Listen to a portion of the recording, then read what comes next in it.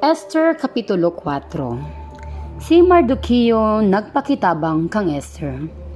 Sa pagkasayod ni Mardoqueo ni ining tanan, gigisi niya ang iyang bisti ug nagsulob siyag sako aron pagpaila sa iyang kaguol. Gibutangan niyag abo ang iyang ulo, unya miadto siya sa taliwala sa syudad ug mitiyabaw sa tumang kaguol. Misaka siya ngadto sa ganghaan sa palasyo sa hari, bisag wala itugot kung bisan kinsa nga nagbistig sako ang pagsulod sa maong agianan.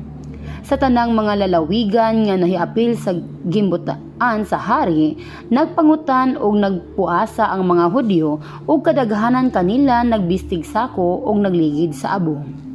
Sa dihang gisuginlan ni Esther sa iyang mga sulugoong babayi ug sa mga yunoko nga nagatiman kaniya mahitungod kang Mardoqueo, nag-uol siya pag-ayo.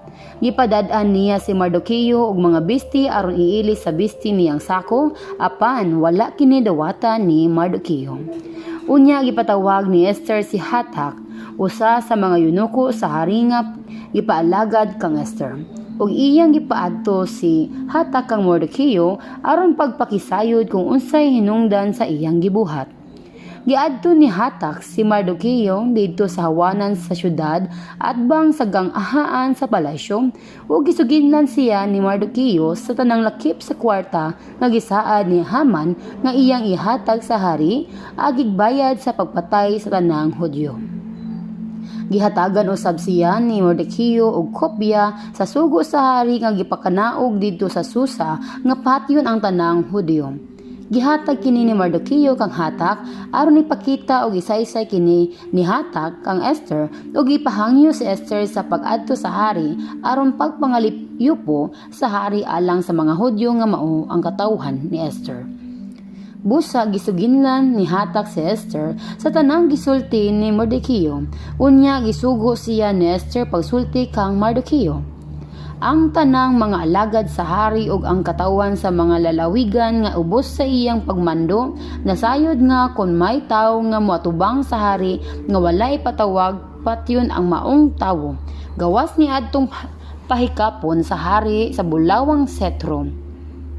Ug ako wala gayud ipakatawag sa hari sulod sa karon sa 30 ka adlaw. Ilang gisuginlan si Mardoqueo sa gisulti ni Esther. Unya gisultihan sila ni Mardoqueo sa iyang tubag kang Esther nga mao kini: ayaw paghunahuna nga makalingkawas ka sa dangatan sa tanang mga Hudyo tungod lamang kay nagpuyo ka sa palasyo sa hari. Kung magpakahilom ka lamang ni ining panahon sa kalisdanan, lain ang muluwas sa mga Hudyo apan ikaw ug ang imong banay malaglag, kinsay nasayod nga nahimo kang rayna tungod ug alang sa panahon nga saman ini. Unya gisugo sila ni Esther sa pagdala sa iyang tubag kang Mardoqueo nga mao kini: tiguma ang tanang Hudyo sa Susa ug pagpuasa kamo alang kanako sulod sa 3 ka adlaw ug 3 ka gabi. Pagpuasa usab ako ug ang akong mga sulugoong babayi. Unya moadto ako sa hari bisag supa kini sa balaod ug kun mamatay ako, mamatay ako. Unya milakaw si Mardoqueo ug gituman niya ang tanang gisugo kaniya ni Esther.